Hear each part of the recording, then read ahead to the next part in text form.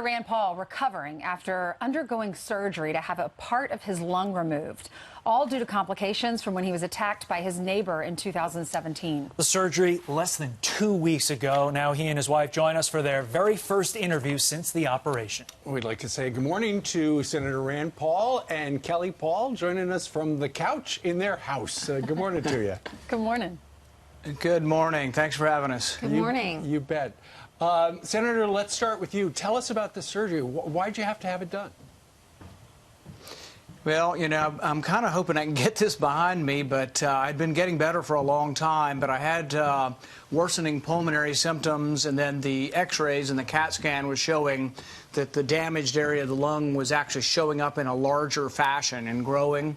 And the decision was made that the only way to get to the bottom of it, to see exactly what the problem was and to fix it, was to remove part of the lung.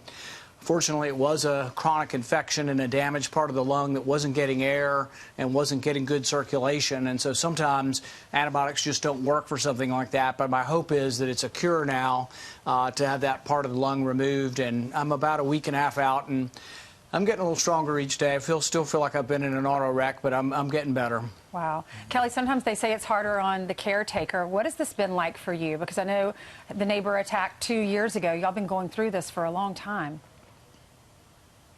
We have, and as Rand said, we really keep hoping to sort of put it behind us. It was very scary again for me to see Rand developing more symptoms this summer.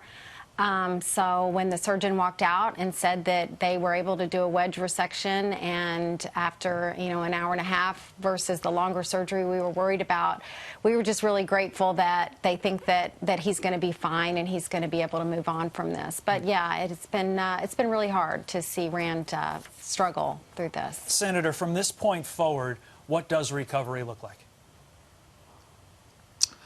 Well, for me, it's trying to just overcome sort of the pain initially and then get my breathing back to normal. I'm a avid exerciser. I walk or ride a bike every day pretty much of the week in Washington and at home. And so I've begun walking some. I'm able to make it around the block. And I think it's just a matter of overcoming and getting beyond this. And we've been trying to do it for almost 2 years now. Yeah.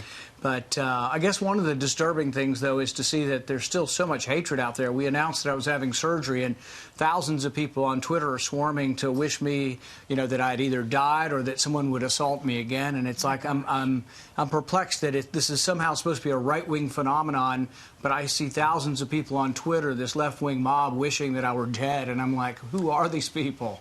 Yeah. I know your neighbor who attacked you pleaded guilty to a federal charge of assaulting a member of Congress, sentenced to 30 days in prison, although the federal prosecutors are appealing that. He was ordered to 1 year of supervised release, $10,000 fine, 100 hours of community service. His attorney said that his client lost his temper over yard trimmings, but your office says essentially that he was very anti-Trump, did not like the president, so did not like you.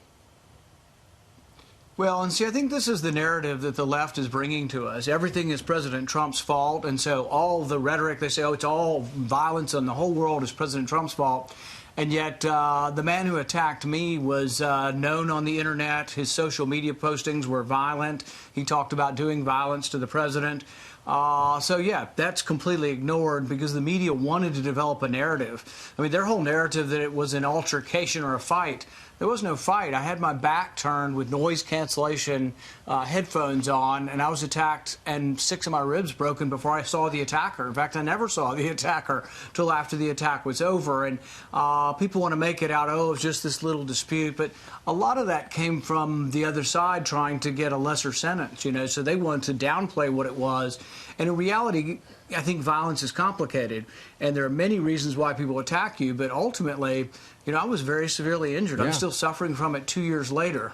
Senator, yeah, we were very disturbed by the fact that many in the media continue to just take his lawyer's word for it when the attacker admitted in court, and he's admitted multiple times, he hasn't spoken to Rand in over 10 years. We never had any dispute for them. I always waved when I saw him very occasionally in the neighborhood. So we had no idea that this person harbored any animus toward us at all. Does he still live animosity next door? Toward Rand or hatred.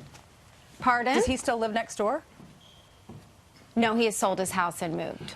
He was sentenced to 30 days in prison. And as I said, the federal prosecutors are appealing that. Senator, is 30 days in prison enough for assaulting a member of Congress? Well, it's not enough for assaulting anyone. Anybody. And frankly, both Kelley and I think it should have probably just been tried here locally. I think in a local court where they're used to dealing with violent people, people often get several years in prison for this.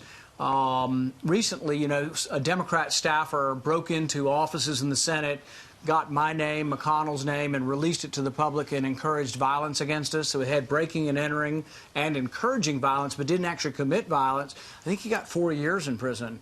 So 30 days is kind of what you'd give a shoplifting person or a very, very minor crime.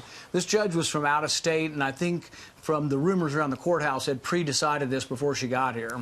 Senator Paul, you have a new book coming out. It's called The Case Against Socialism. It's available in October 15th to be exact. And in that book, you say socialism begets violence. What do you mean by that?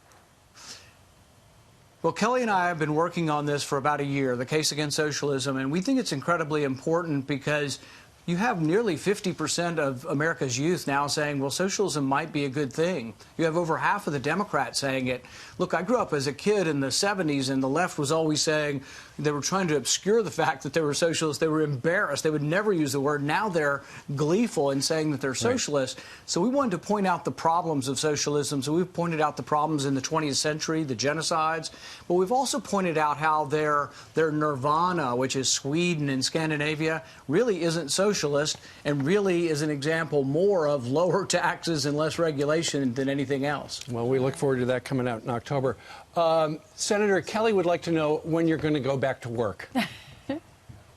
Yeah, I've been telling people he's starting to get bored, so that's a good sign. So, yeah, he actually did go to a Chamber of Commerce yesterday. His surgeon said he can't fly for 3 weeks, but he's changed a lot of his in-state travel to driving, and he's coming back. So I'm really excited to see him feeling so much better. I'm so sorry y'all had to go through we have a great marriage. Go ahead, we have a great marriage, but we've been around each other 24 hours a day for the last 14 days. So we're both kind of looking for mixing it up a little bit, you know. After 3 weeks, you can fly again. All right. Kelley and Rand Paul, thank you very much, and good luck. Yes, good luck. We hope you feel better. Thank you.